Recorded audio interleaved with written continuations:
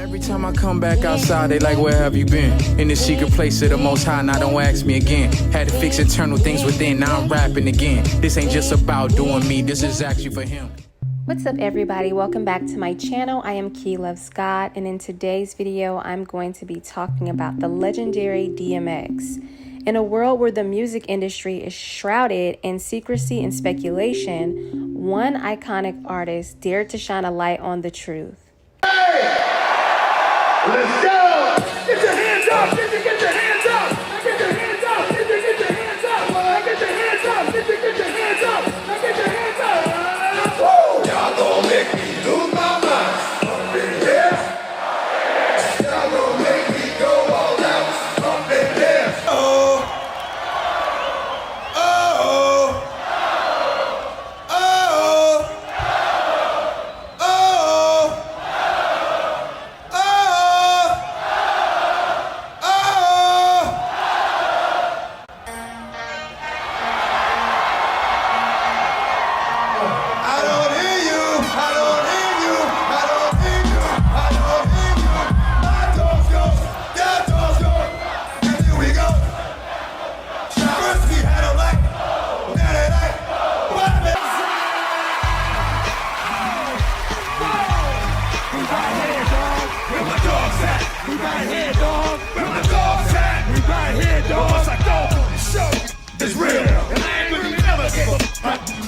Today we are diving into the life of DMX, not just as an iconic rapper, but as a man who faced the harsh realities of the music industry. With a fierce spirit and unwavering faith, DMX challenged the status quo and spoke out about the struggles many artists face. Record label wants to make a successful artist, you know what I'm saying? And they can do it, you know what I'm saying? They buy radio time, they buy time on fucking BT and MTV, you know what I'm saying? I mean, it has nothing to do with talent at all. It's, you know what I'm saying? They create fucking stars. I pay for every aspect of getting my album, taking my album from my mind to the stars. I pay for it all. I pay for the studio time.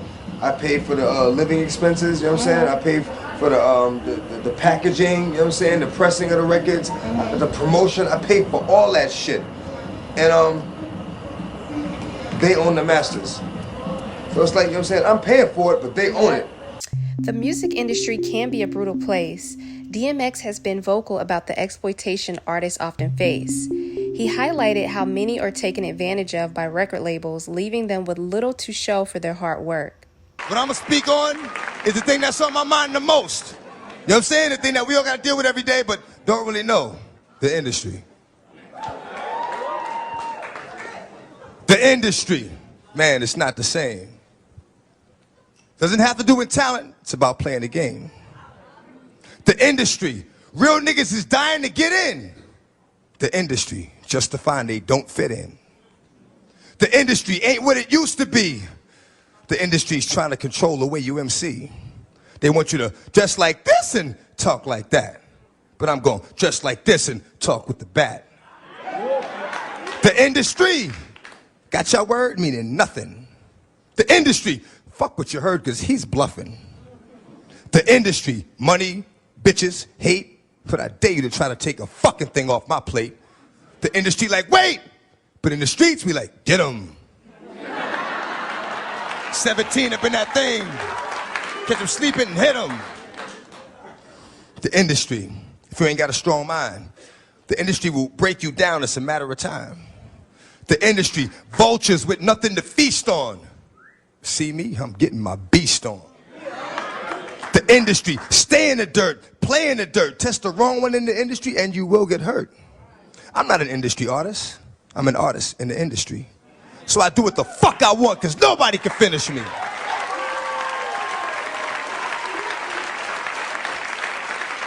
The industry, wanted, dead or alive, new artists to sell their souls in the way they survive. The industry don't give a fuck about you, but the industry couldn't make a dime without you. The industry, I'm sick of this industry shit. The industry playing them like a industry bitch. They tried to finish me quick, but I am long, so I stand strong. Fuck a beat. Listen to the words in the damn song. Battling the music industry might have been one thing that DMX was constantly speaking about, but he was also very candid about his battle with addiction. Crack was introduced to me when I was maybe 14. It was kind of slid, like, yeah, smoke this weed. And I just knew that, something wasn't right. Found out later that, he had put some coke in the blood. That's where it started. I was 14 years old. He created a monster. He planted a seed that needed to be watered. It was something that drew me in and trapped me and just had a hold on me for a long, long time. I mean, clearly, it got worse because of my addictive nature. It got bad. By the grace of God, I haven't been high since, more than a year. Did you say that? I've been out of prison for 3 years, more than a year. I'm always going to be an addict. I'm going to be an addict until I die. That doesn't mean I have to get high. Although DMX was very open and honest about his struggles with addiction, it seemed as if the media were always finding ways to portray him in a negative light. In this video, you will clearly see that he is visibly agitated and upset because he does not understand how TMZ got into the courtroom. You'll notice he asked the officer to the right of him, how did they get in? And she basically says she doesn't know. And he was angry because he felt like the whole thing was a big setup, because he's like, how am I the only person who got arrested today? No one else is in here, and no one knows how TMZ got into a courtroom. And this is acceptable? How is this okay? This is ridiculous. DMX left behind several clues in interviews that he was being targeted.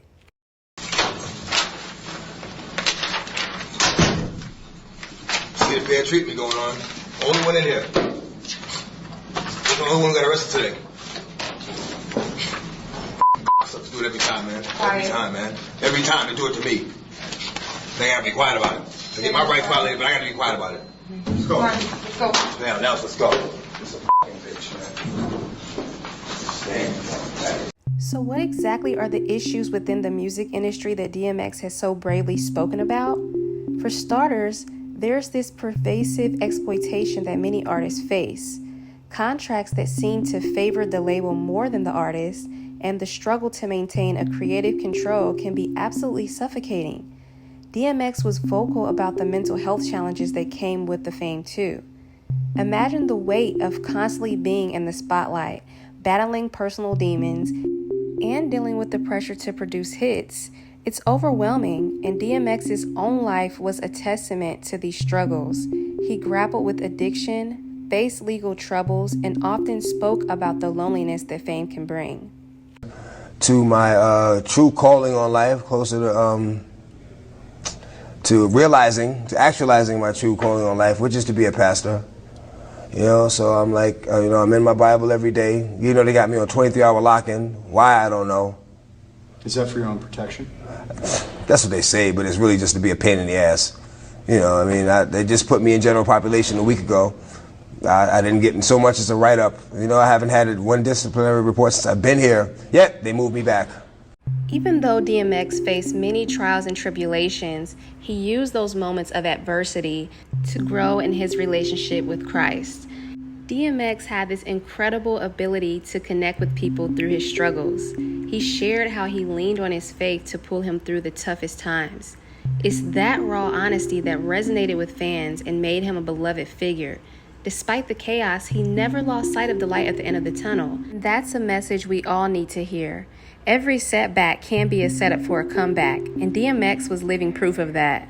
I'm rolling. Thank you for doing this, by the way. Thank you for, giving me the opportunity to be heard, in a positive light. Yeah. Or just in a fair light. And if I inadvertently talk about your situation, I got you. You let me know. I got you. All right, I first came to Arizona, man, and I remember one day coming from the studio at 6 o'clock in the morning and pulling over on the highway. We like 4 cars, just to watch the sunrise. And it was at that point that I fell in love with Arizona. I said, you know what, this has to be God's country. Because I'd never seen anything as beautiful as that sunrise. Then I met the devil in God's country. And it's not so much who, it's what, what happens and the things that the devil does. It's not so much a person, even though he acts through people. You can't call one person the devil. Joe Arpaio? You can't call any one person the devil. You can't do that because no one person has enough power to be the devil. And you know, it's through all these hardships that I realized that, you know what? This is God's country because I met the devil here. Because if I hadn't met the devil here, I wouldn't realize I was strong enough to overcome the obstacles that the devil would place in my path. And it's by overcoming these obstacles that I realized that this is God's country. Because he helped me get over these obstacles. He helped me get over these hurdles. Okay, so, but when you're done here, Things, I don't know. do you, when you think back on this whole thing, Yeah. what went wrong in Arizona? How did you end up getting in so much trouble here? Was there too much temptation here, or do you I think actually law didn't get enforcement in. was after you? No, I didn't get in. I actually didn't get in any trouble. I was never arrested at the scene of any crime, or you know, the police came and arrested me for something. You know, it was always let's get an arrest warrant for this guy. You know. You think Arpaio was after you? I'll let the public answer that one. You know, I'm not going to sit here and say, because I don't know. It might look like it, but I don't know if that was the case, so I'm not going to say that that's what it was. You know, but we're all God's children, and I do pray for that man. You know, as I pray for everyone else. You know, whether I know you or not, I pray for my friends, family, loved ones, and as well as my enemies every night. You've had a song on every album, a conversation with God. Yes. You've had And a prayer. and a prayer, and I think you've had Conversations with the devil. 3 conversations with the devil. Why with the devil? Well, to make a fair decision, I think you have to be aware of both sides. And I was approached, so of course I had a conversation. It doesn't mean I rode with him Sure. or believed him. I just was able to recognize him by what he said to me and what he offered me. I said, oh, now I know who you are. That's why I stopped talking to him. I put out 7 albums, but he's only on 3. I could drop dead right now. Oh, you're not. That's what I'm saying. That's what I'm saying. If I was to drop dead right now, my last thought would be, I've had a good life. God damn it.